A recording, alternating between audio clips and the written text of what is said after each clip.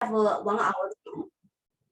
I will take the opportunity to welcome you and really thank you to be here at the end of the 2021. And this is the moment for us to learn and to connect so we can really make the plan for your wealth management in the 2022.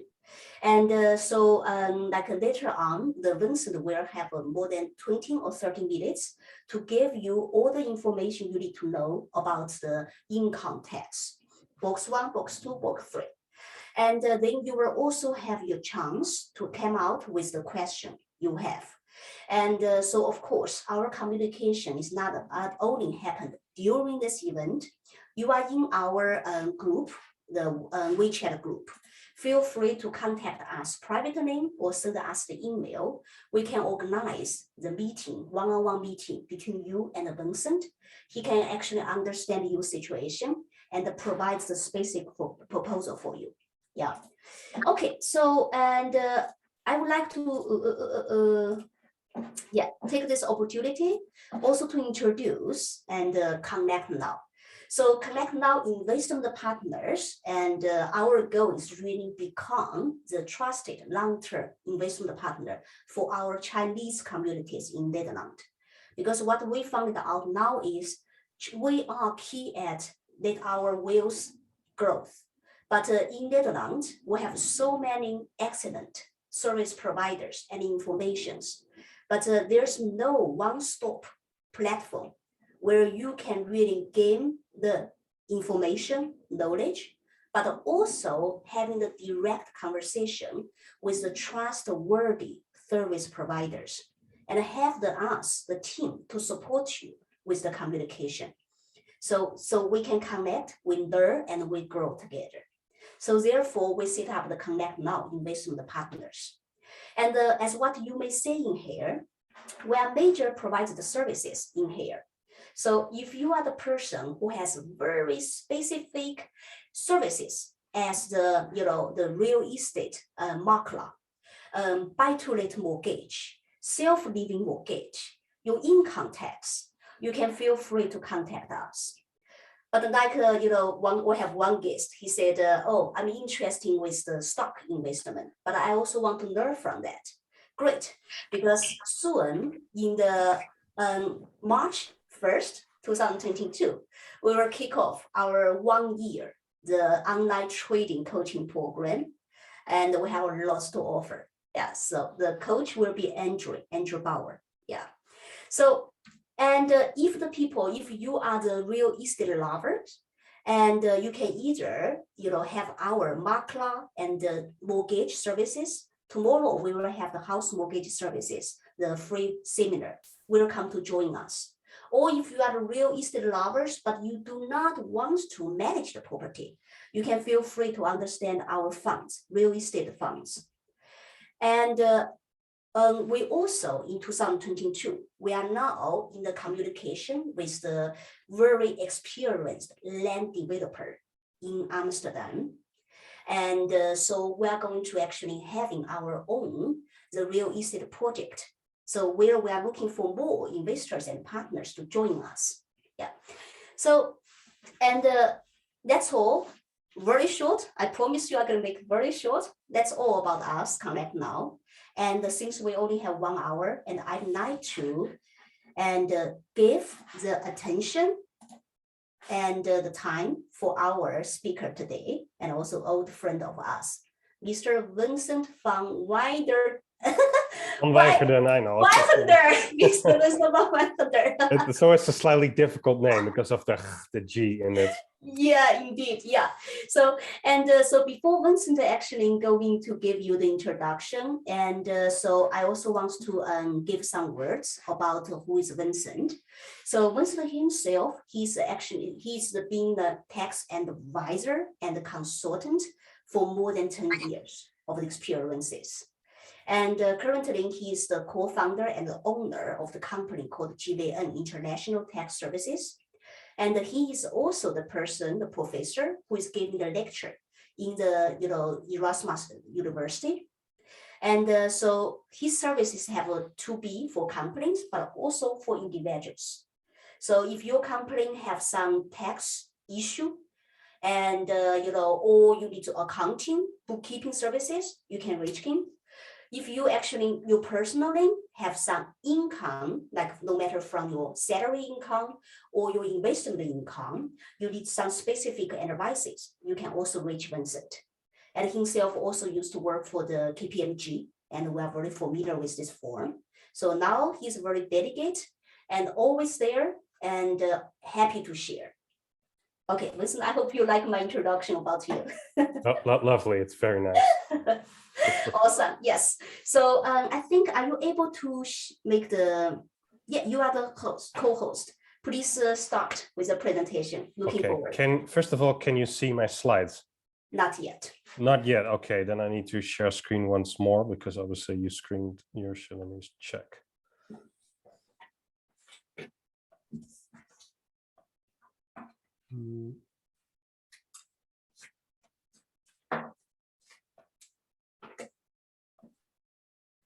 Can you see it now? Works? Yeah? Yes. Well, for some reason, okay. Okay, so I'll start with the presentation. Welcome everybody to basically a short overview of the Dutch income tax system.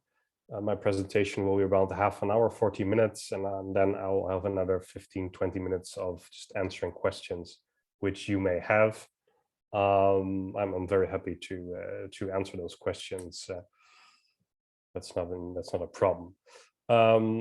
So my name is Vincent van Weijeren. This is my website, expattaxes.nl. So we have, let me first start with the services we provide for individuals. We provide services for individuals and for companies. So obviously the services we provide is filing tax returns, income tax and inheritance and gift returns. Now 30% ruling applications and also 30% ruling disputes or issues with your 30% ruling in your payroll. We're very happy to advise you or your employer on those issues. We also help in international tax structures and consultancy services. We also provide legal services to set up a company. We can go to court and we do litigation. We sometimes also we have requests from a law firm which we work with, who is specialized in immigration law, and sometimes you need to prove that a certain company has a future or is solvent enough to remain in operation in the Netherlands.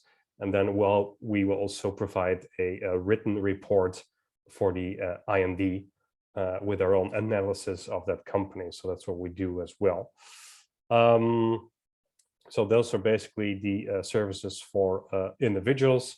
Well, we have a fixed fee for the Dutch income tax returns and a consultancy fee of 138 hours, excluding VAT, for just regular tax consultancy. Obviously, apart from individuals, we also provide tax services for companies. We also file, as a company, you need to file a corporate tax return, VAT or wage tax return. If you have a small eenmanszaak, which is a self-employed simple company, then it's part of the business section of the income tax return. So in that case, you do not file a corporate tax return. Obviously, we also do 30% ruling application for companies, and we also help with tax structures of companies. Now, both for companies and individuals, should you, if you want to do investments, then sometimes it will be wise to check, okay, what sort of structure do I need to set up in order to have the optimum tax efficiency of that investment? And depending on the investment, we can also, we decide which tax structure is most optimum. So we provide that service as well. Now, I have just finalized just a quick overview of our services. We'll now start to focus on the Dutch income tax system. So Dutch income tax. Dutch income tax is taxation only of natural persons. So not of company, just persons of flesh and blood. And either they tax their natural persons is the income as a resident or income as a non-resident. You are resident here if you are based here a full-time resident based on facts and circumstances. And as a resident, you're taxed on your worldwide income. As a non-resident, you're only taxed on certain Dutch source income. For example, if you have certain Dutch investments or Dutch property. Now, apart from natural person, a natural person can also be a business owner. So if you own a simple business like an eenmanszaak, which is like a ZZP business, sole proprietorship, or a partnership, in that case, the income generated by that business is also taxed as part of the income tax. And then the taxation of that business will be taxed at progressive rates. And obviously for the business, costs are tax deductible and certain general tax credits apply, but we will only focus now on the income tax itself. So what does it mean if you are a tax resident of the Netherlands? It means that you're taxed on your worldwide income, which includes worldwide income from the Netherlands and from abroad. Not only the income, but if you own assets abroad which are taxable here, then you must report them in your Dutch income tax return. For example, foreign bank accounts or foreign portfolio investments or foreign properties. They must all be included in your Dutch income tax return. Now, obviously, in some situations, this might lead to double taxation because the Netherlands will tax you on your worldwide income and assets. And the other country, the source country, for example, if you own property in China or own income from China, China will also tax you on that income, depending on their national tax law. So now you have double taxation of two countries. Now, obviously, double taxation is not wanted between countries because it provides an additional cost for doing business abroad, which should be eliminated. That is why countries have concluded tax treaties.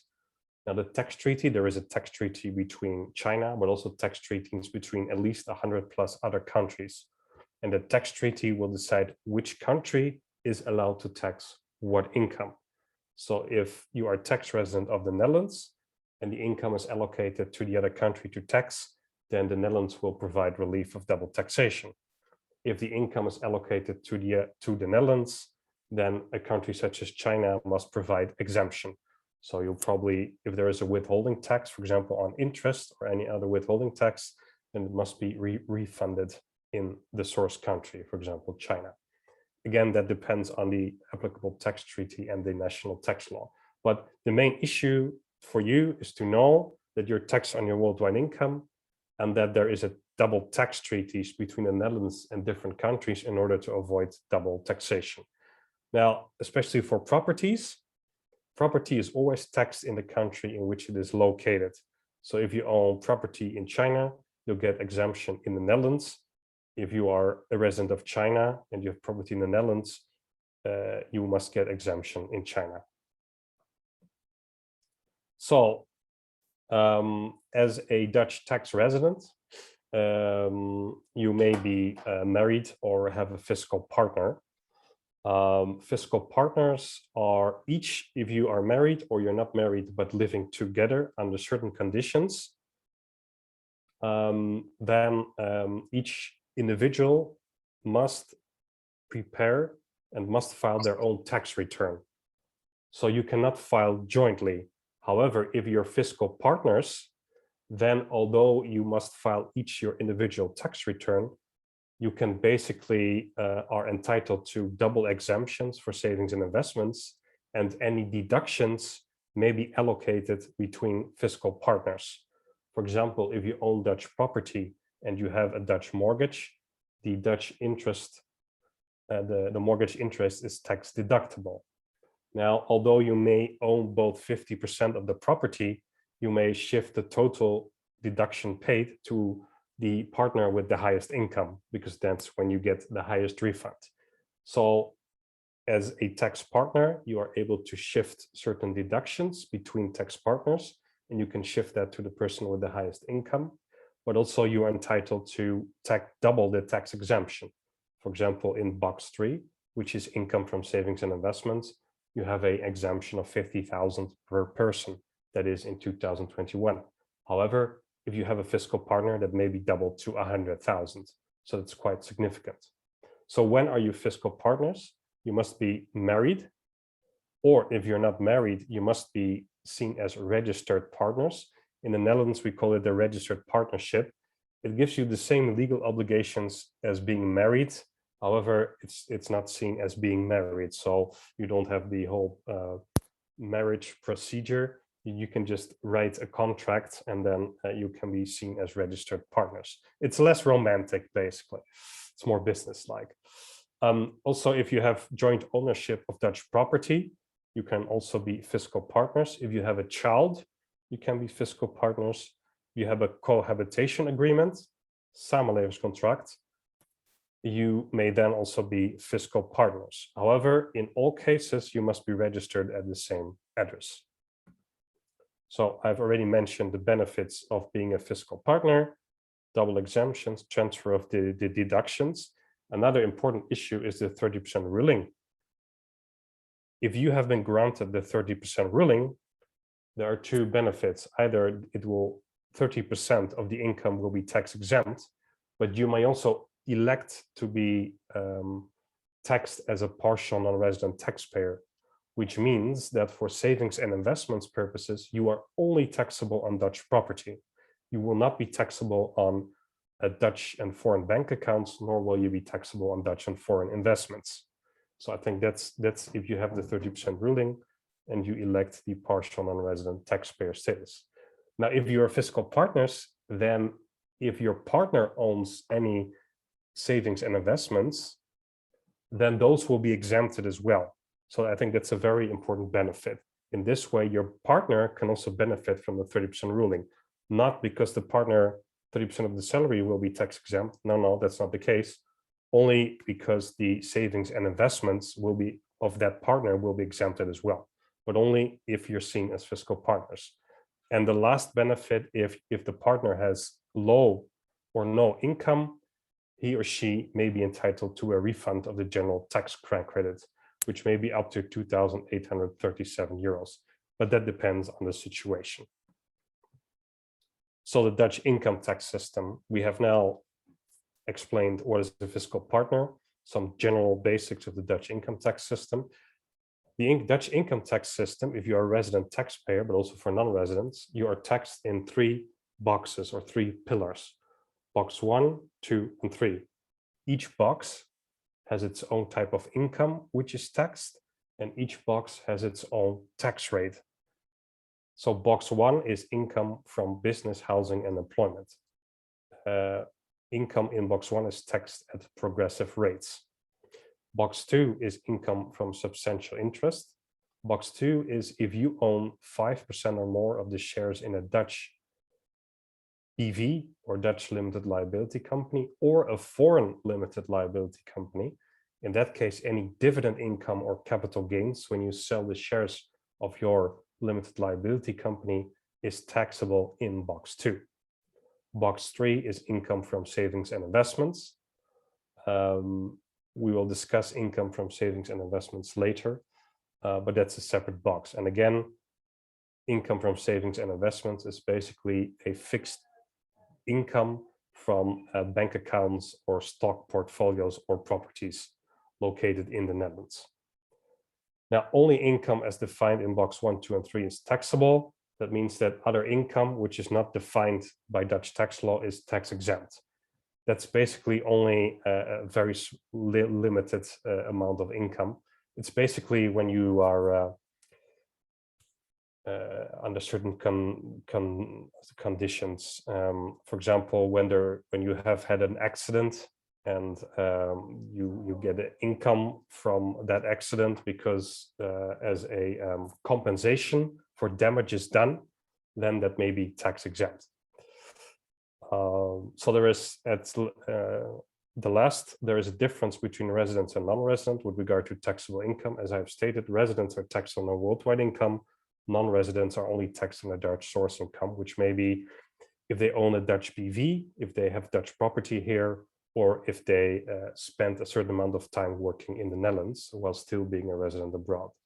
So what is income from box 1? Vincent, just a very quick question. You're talking about some of the incomes, they can be Dutch, like tax exempt, right? Mm-hmm. I got it, like if you have an accident, like you have income, you don't pay the tax. But if I have the income come from like the, online, it can be like the income from the like a game coins or, income from the cryptocurrencies. How can Dutch government track it if I don't transfer the money from my bank, from my account into my private bank account? Can tax? Yeah. I'll explain that later because I also have some issues slide on cryptocurrencies. Awesome. Okay, so box 1 is taxed at progressive rates, and I'll show you the rates later. But what's part of box 1? Income from employment, business income, but only business income if it's a partnership or sole proprietorship, which is in Dutch is a eenmanszaak. It's a simple business income. Residual income, which means it's income which is not seen as either employment income or a business income. It's income from residual activities. For example, when you rent out multiple houses, or in certain cases, trading in cryptocurrencies, but only in certain situations, and we'll get to that later. Also, taxed is periodical income, which is income from alimony from an ex-partner or life insurance income. Income from housing, which is just a very small percentage of the deemed income if you own Dutch property, is also taxed in box 1. Against the income, there are various deductions which lower your taxable income in box 1, and I'll explain the deductions later. Now, I think it's important to note that the income is taxed at progressive rates with a maximum of 49.5%. So here we have the deductions. The following costs are deductible in box 1. It's the mortgage interest costs and costs related to obtaining the mortgage. For example, if you purchase Dutch property, you will have to go to a notary, and the notary will also list prepare an act related to the mortgage. And that act, that mortgage document related to the mortgage, those costs for the notary, those are tax deductible. The costs that are tax deductible related to the mortgage are also costs related to the appraisal. For example, if the bank provides you with a mortgage, they need to value the house. So also the valuation costs are tax deductible. The costs of the mortgage advisor are tax deductible. And also the costs related to translation of mortgage documents, or if a translator is present at the notary, then those costs are tax deductible as well. Study costs are tax deductible. In that case, you must study in the Netherlands. It can also be a foreign study, but you must be a resident of the Netherlands to deduct the costs, and you must not receive any benefit from the Dutch government, such as a study allowance. And the study cost may not be for a hobby, but must be there to improve your future earnings. So for your business, or for your employer, and they must not be reimbursed. So you must pay your study cost yourself. In that case, they're tax deductible. They're not tax deductible if they either paid by your parents in China, for example, or if they're paid by your Dutch employer. In that case, you cannot deduct the study costs because the costs are not borne by you. Alimony payments to an ex-spouse or ex-partner are tax deductible. Medical costs, provided they're not reimbursed by insurance company. Certain gifts to charities, they must be registered charities, either in the Netherlands or sometimes abroad, depends on the situation, but they're tax deductible in the Netherlands. Public transport costs, so if you use public transport to commute between your home and your work, in that case, those costs are tax deductible, but they're only fixed at a certain amount per kilometer and depend on the amount traveled per kilometer and on the amount of days traveled per week and the amount of months per year. So that means that you cannot deduct the real costs, but only certain fixed costs.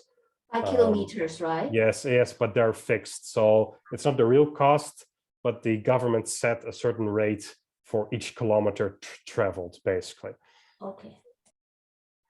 If you buy Dutch property, which is seen as a monumental, like a monument, like a beautiful old building, which you need to maintain, then the costs for maintaining the property, provided it's seen as a monumental property by the Dutch government, are tax deductible as well, because you need to maintain the monument, obviously. Then if you have a private pension or life or disability insurance, those insurance costs are tax deductible as well. So what do these tax deductions do? they lower your taxable income. For example, if your income is 100 and you have 20 in deductions, then obviously you're taxed on 80 and not on the 100. So they lower your taxable income. We also have income tax credits, and income tax credits, they lower your taxes. So they lower your tax liability. So they do not lower your income. But for example, if you need to pay 2,000 euros in taxes or 3, then you can apply the tax credits and they lower your tax liability. So deductions lower the taxable income. A tax credit lowers your tax liability. In any case, you pay less tax, so that's good. So in general, we have some of the following tax credits. We have a general tax credit, which applies to each taxpayer, but it's dependent on income. So the more money you earn, the less credit you get. Same with the employment tax credit. The more money you earn, the less tax credit you get. The same with the child tax credit. If you have a child which is below the age of 18 and it lives and is registered at your address, then you are entitled to the child tax credit. However, you're only entitled to the child tax credits if both parents work and if the parent with the least income generates at least 5,000 euros in income per year. Only then are you entitled to the income child tax credit. And the income child tax credit is only applicable to the taxpayer with the lowest income. So it's only once. So not both parents cannot get both the child tax credit. It's only applicable to the person with the lowest income, but at least 5,000 in income. Other tax credits apply, but it's only if you retire, you get additional tax credits for as a pensioner, or if you're handicapped, but I won't discuss those. These are the tax rates. As you can see, things have been simplified. The first bracket is until 68,508.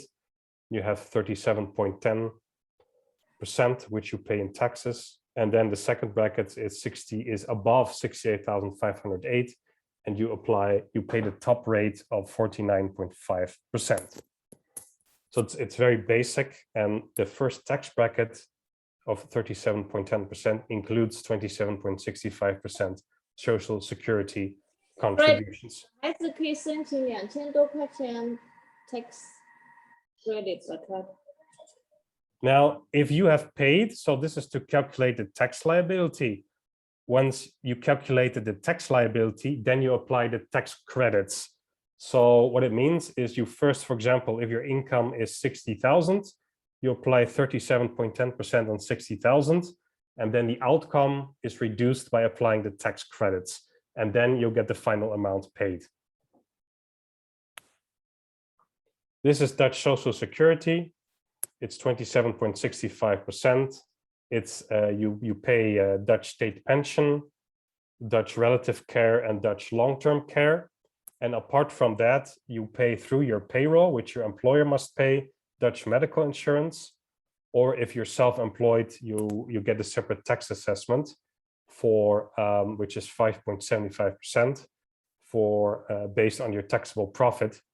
And you then pay that separately to the government. That's an additional payment next to your income tax. However, luckily, the contributions for both Social Security and Dutch healthcare are maximized. So salary or income, you can see is 35,941 or 58,311. So there's a maximum which you pay with related to Social Security or healthcare contributions. So that's box one. So in box one, certain income is taxable. I've seen here, basically this is the income taxable. These are the deductions. They lower your taxable income in box one. And then you apply the tax rates. And after you have the tax liability, you may lower it with applying the tax credits. And then you have taxation in box one. Then we have box two. Box two is income from a substantial interest. It's basically you must own at least 5% of the shares in a Dutch limited liability company or a foreign limited liability company. The 5% is either you or with your partner. So if you and your partner both own 2.5% or 3, then 3 plus 3 is 6. Then total is above 5%. So then the shares are not taxable in box 3, but are taxable in box 2 as income from substantial interest. Now, So what does it? Do you Sorry? mean like if like the ownership of the company is less than 5%, the income from the shares of the company belongs to the box 3? Yes, then it's taxed as savings and investments. But if you own 5% or more of the shares, and then they're taxed in box 2. Gotcha. Which is income from substantial interest. So the tax rate, its income is dividend income and income from capital gains if you sell the shares. Then that income is taxed at a rate of 26.9%. Now, you must also pay dividend taxes, but they can be deducted from the 26.9% for if you are a Dutch resident, a resident taxpayer. For those people who own a substantial interest in a Dutch company and are foreign resident taxpayers, for example, they're resident in China, then the rate is lower than 26.9%. It can be 10 to 15%, depending on how much, if the company is owned by another company or if the company is privately held by a Chinese resident taxpayer. So those rates are lower.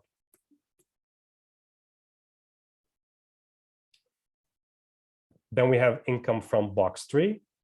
As I mentioned before, income from box 3 is income from Dutch savings and investments. So, sorry, Dutch and worldwide savings and investments. So that's bank accounts, portfolio investments, and Dutch and foreign properties. Now, the Dutch tax system is a very simple system. What the Dutch will do is they take the value of your savings and investments, that is the net value, which is assets minus liabilities, on the 1st of January of each year. Then what they will do is they will apply a deemed rate of return. So it's a fictitious rate of return. It's not a real rate of return. They apply a fictitious rate of return on the value, on the net value of your savings and investments on the 1st of January of each year.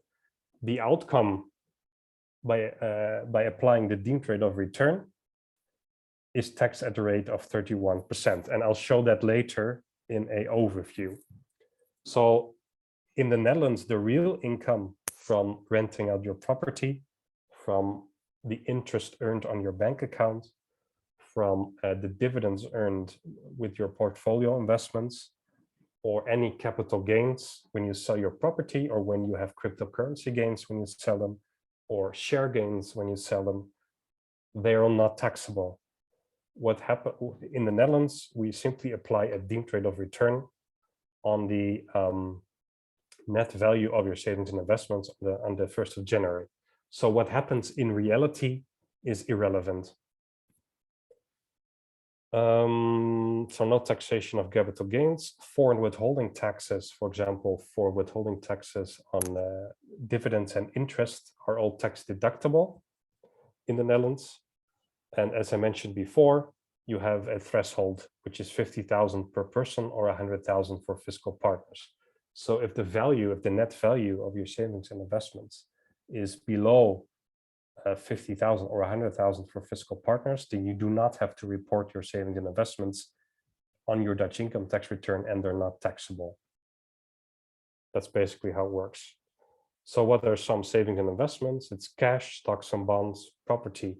When I talk about property, it's Dutch and foreign property, but be aware, only Dutch property which you rent out, so it's your secondary property like a holiday house or investment property, only that property is taxable in box 3. The property in which you live, which is your primary property, is not taxable in box 3 and is exempted from box 3. That's, even the rental income, if you have rental income for your self-living house, it's also tax deducted? What do you mean? If you have, well, in box 1, you have certain fictitious income, which is very low, which is taxable in box 1. But if you have a mortgage interest deduction, that offsets that fictitious income, and so you have a deduction. So you're not effectively taxed on the house in box 1. Okay. Other investments which may be taxable in box 3 are gold or other metals, cryptocurrencies. I think with cryptocurrencies, if you just trade passively, then it's all box 1. So that means the value of your cryptocurrencies on the 1st of January is taken into account when determining the taxable income of box 3. If you own other companies, for example, and you own less than 4%, or sorry, less than 5%, then those shares are also taxable in box 3.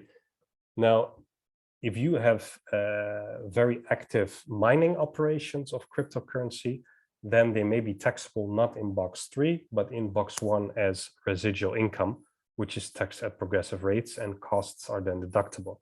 If you have extremely active trading, for example, day trading, you trade very actively, then at some point, the trading is seen more as a active income and is no longer seen as passive box 3 income, but then may shift to box 1, and then the income, so the capital gains when you sell the cryptos, then will then be taxable in box 1 at progressive rates, but not for regular passive trading, but really if you do very, very active trading. And then it also depends on the amount earned, and it's a bit of a gray area, but I just want you to be aware of it. So this is box 3, income from savings and investments. As you can see, up to 50,000 is tax exempt, and then the first 50,000, the deemed rate of return is 1.89%. If you apply a 31% tax, your effective taxation is 0.58%. Between 50,000 and 950,000, it's a deemed rate of return of 4.5%. So that's the rate of return, which it's a fictitious rate of return. It's not a real rate of return. It's a fictitious rate of return set by the Dutch government. That will be taxed at a 31% rate. So the effective tax rate is 1.39%. If your total net assets are above box 3 assets are above 950,000, so almost 1 million, then the deemed rate of return is 5.69%, and the effective tax rate is 1.76%. Now be aware, it's for each year, so you pay this each and every year. Now the capital gains is not taxed and the real income is not taxed. So if you have a real income, a rate of return which is higher than the rate of return listed in the sheet, then the box 3 is okay for you. If you have too much money in savings and your real rate of return is 0 because there is no interest on your savings, then you start losing money, and then you must do some other stuff with your money. You can shift it, maybe part to a company. There are various options, but you must then look at it. But for you, it's important to be aware that the Netherlands uses a fictitious rate of return. So if your real rate of return is 0 or low, especially on savings, then you might need to allocate savings out of box 3. Maybe you should buy a house, then it comes out of box 3, or do other stuff with it. But you can contact us if that's the issue. So these are some exemptions for box 3. Private use is exempted. So if you invest your money, instead of booking on a bank account, in paintings, jewelry, watches, or a car, that's for private use, so it's not exempted. Same when you provide a art collection or a collection of certain watches. In general, it's tax exempt. However, if it's too much, then at some point the authorities could state that it's no longer seen as for private use, but will still be taxable in box 3. But that's if it becomes too extended, basically. As I mentioned before, primary property is not taxable as savings and investments. If you have cash in your company, whether it's in your BV or whether it's in your eenmanszaak, that cash is part of the company, so it's not taxable in box 3. So if you have a business bank account or even a private bank account, which is allocated on the balance sheet of your company, then it's part of your company and it's not taxable in box 3. You should be aware that if you own a private business, if you have too much cash in your business, then the authorities could state that the business is used to avoid box 3. Yes, so you can have business for, you can say, okay, I need some money in my business because, I'm sick. I need some months to pay myself out. I have future investments to do. That's okay. But if there's way too much money, then the tax authorities could state, we will allocate some part of the money to box 3, because then you're using, if you save in your business, then you're avoiding box 3 taxation. So these are other exemptions: purchase of certain Dutch estates and forest lands. If you invest in pension or life insurance capital, that capital is not taxed in box 3. Investments in certain green funds. The government has a list of green funds which you can invest in. That's tax exempt in box 3 as well. Foreign properties must be listed in box 3, but will be exempted because of the tax treaty. So we have the tax filing procedure. So the Dutch uses the calendar year, which is from the 1st of January until the 31st of December. Any income generated or costs paid in the calendar year are taken into account when the Dutch income tax return is prepared. You need to, for example, for 2021, you need to officially file your taxes before the 1st of May 2022. If you use a tax consultant, you can get up to a 1-year extension. If you do not use a tax consultant, you can phone the tax authorities and you can get up to a 3-month extension of filing. But in the end, you must file.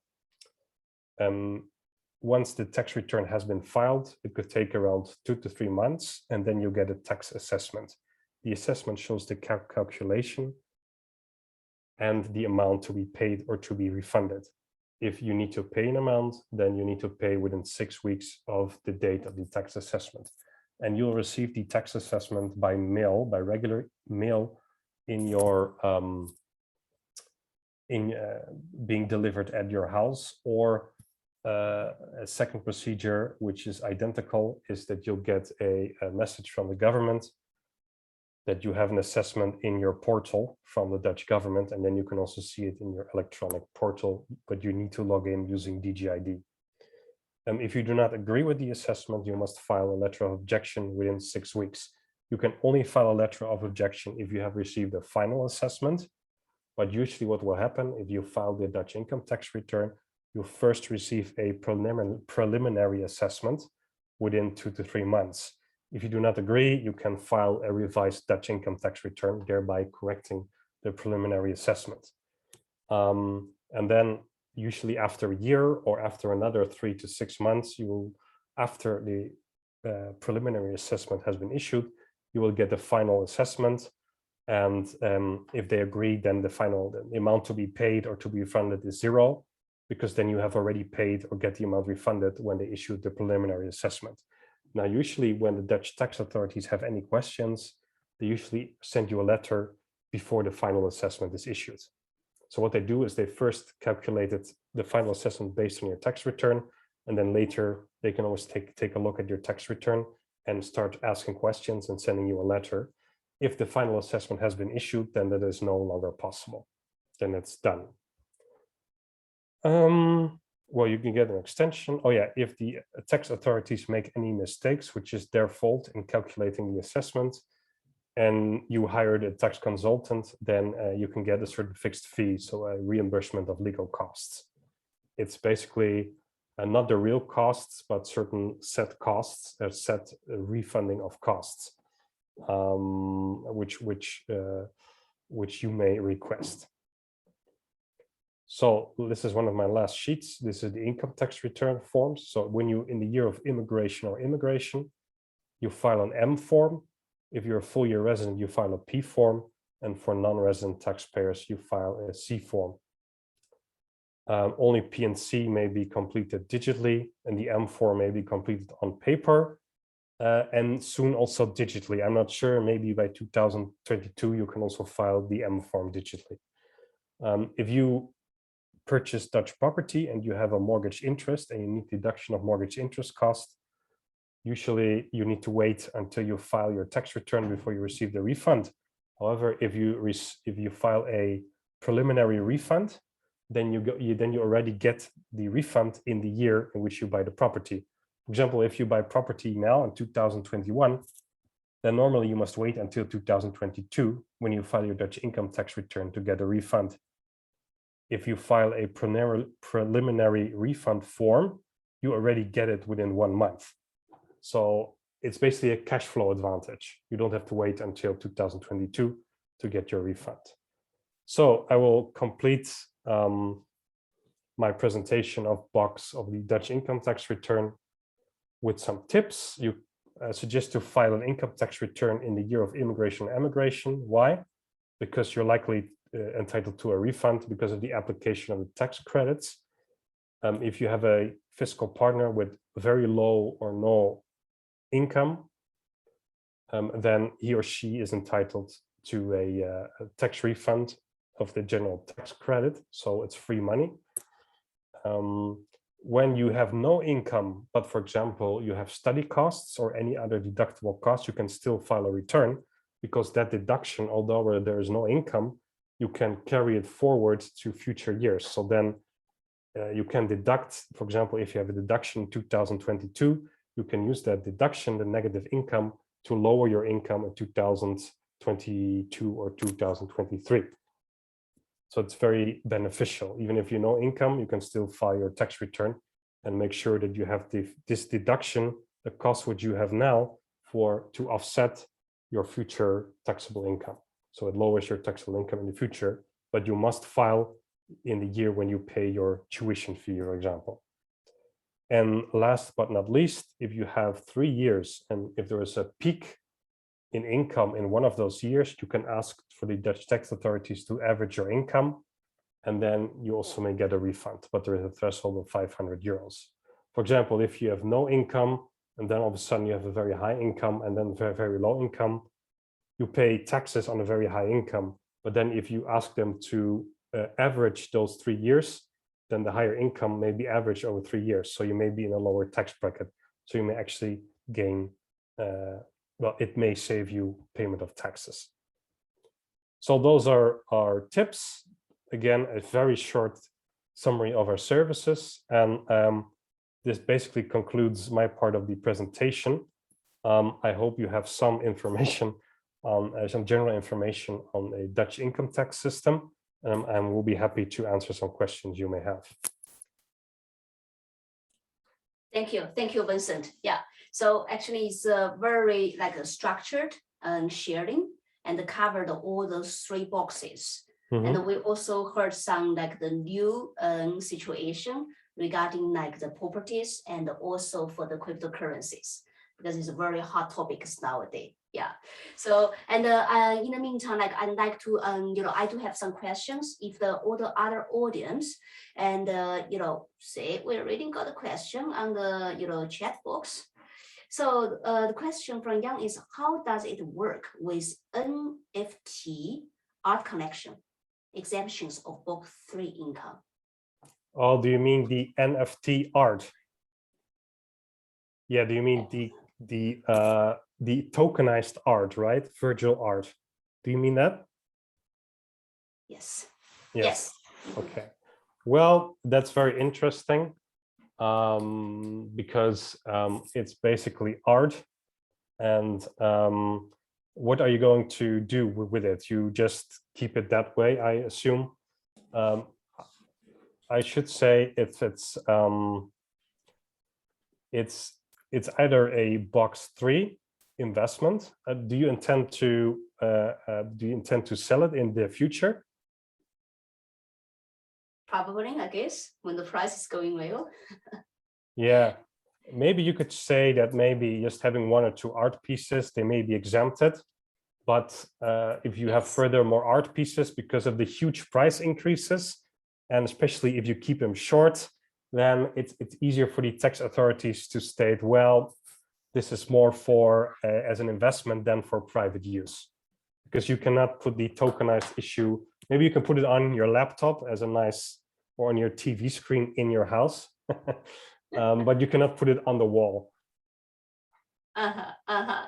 Wow, that is actually a new, the new concept for me. You can buy some tokenized art connection. Okay, great.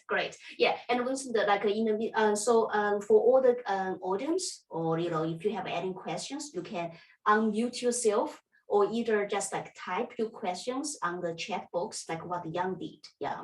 So good afternoon, Vincent.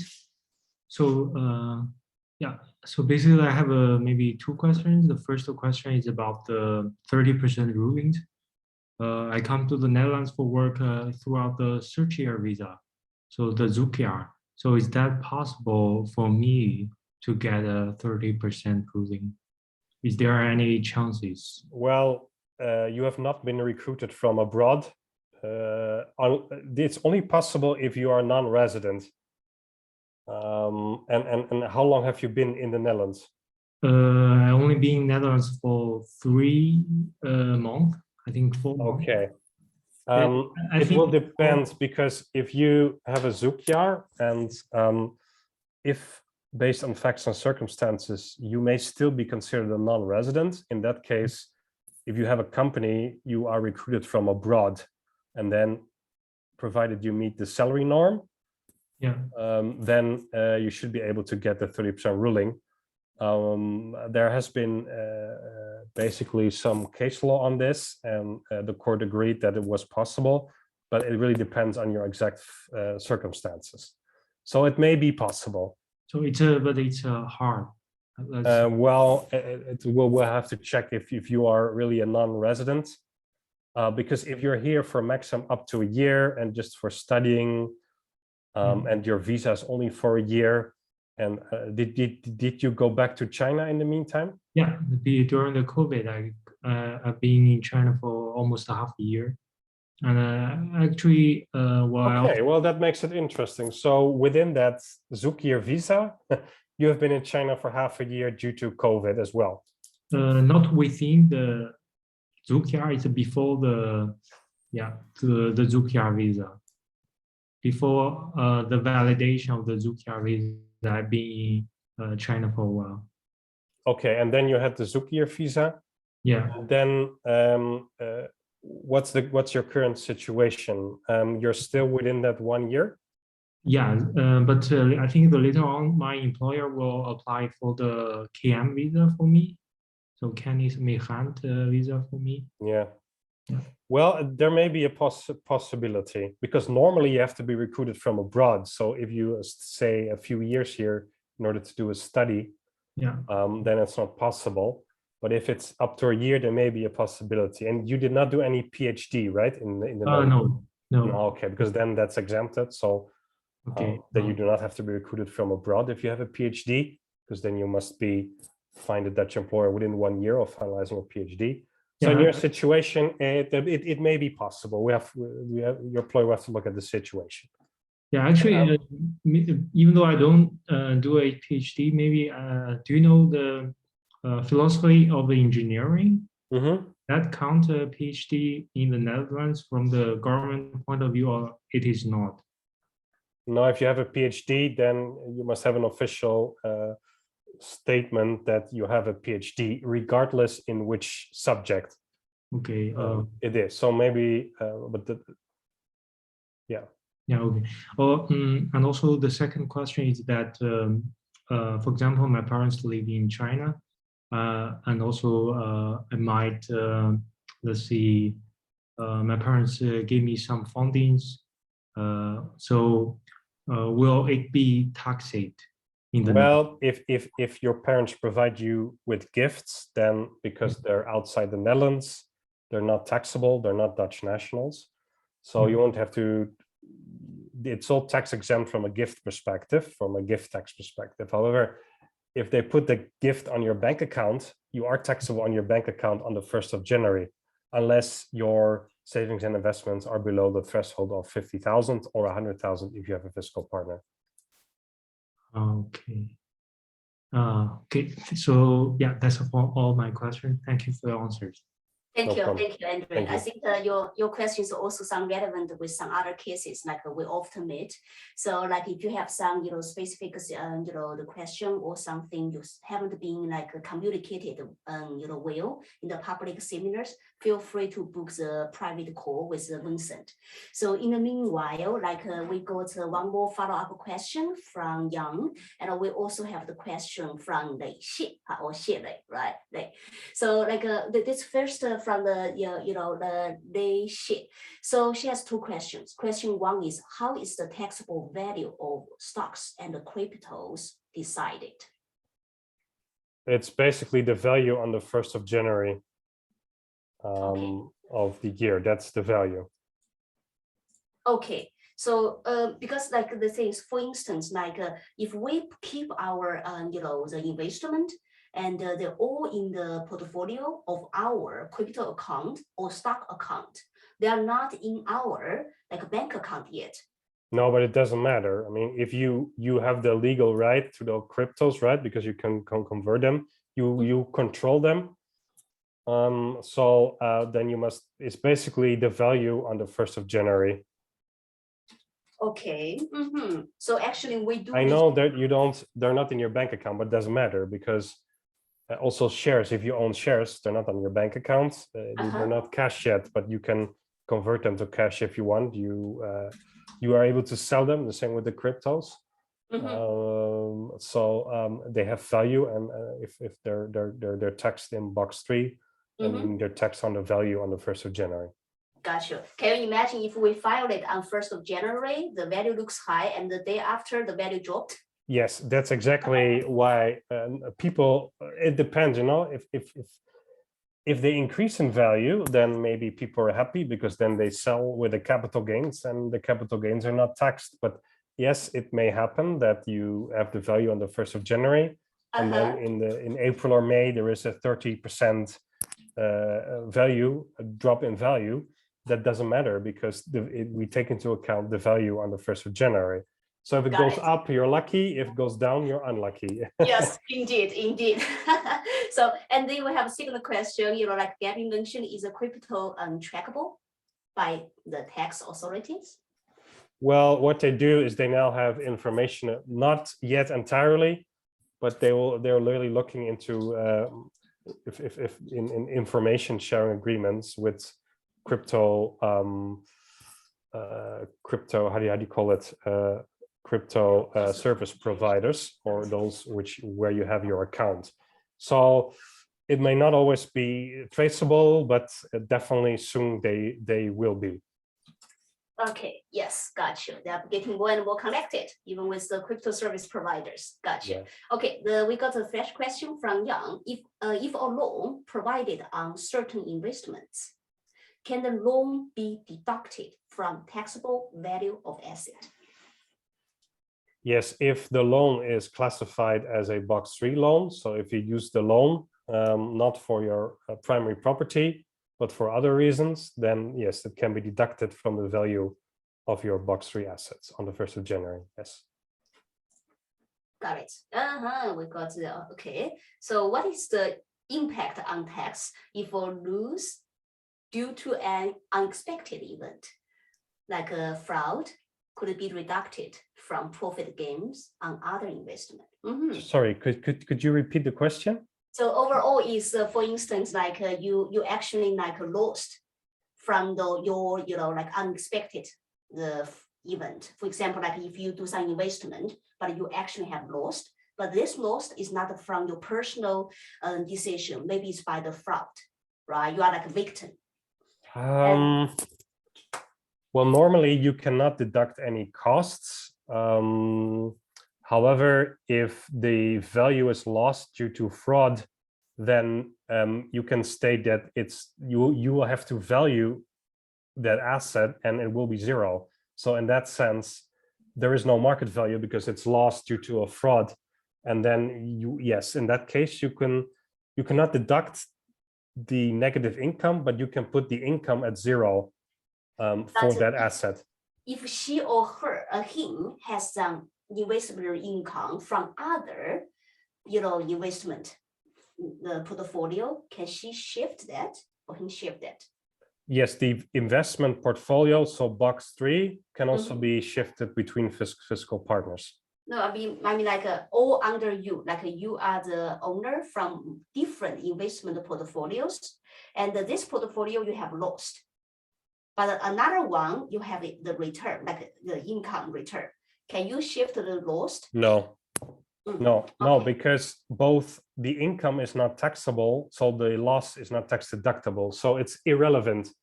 It's just the value on the 1st of January, and that's the market value. So for example, if you lost it, then you just put the new value, which may be much lower or 0, in the Dutch income tax return. It's the same with a loan. If you loan money to someone else, then you put down the full value of the loan in box 3. However, if you know that he or she may only be able to repay 50%, then you put the value at 50%. So it's about the value, but you cannot deduct the 50% difference. You just put it at the new value. It's always taxable is only the market value, not any capital gains or losses. They're irrelevant. Got it. Yes. Okay. Since we don't have other questions, I will just end one. So because we know about the Dutch, like the real estate tax, like transfer tax. For the self-living transfer tax is 2%. For the investment property is 8%. So I also heard the things is if the self-living, mortgaged properties, if you within 1 year you transferred 2 properties, will that be counted as the like a commercial transfer for 8%? Could you repeat your question again? So like for the property transfer tax, there are 2% or 8%. And if you are the person who's transferred like 2 properties, but those 2 are all self-living properties within 1 year, will that be has like a, No, I think there is a rule that the 0% rate or 2% rate for primary property in which you live is you must live at least a year or even more or longer in that property. Because otherwise the 2% or 0% will not apply. Got it. So you cannot just register there and be there for a few months and then leave. There is a certain time slot which you must have the property. I think it's at least a year, but I can look that up for you.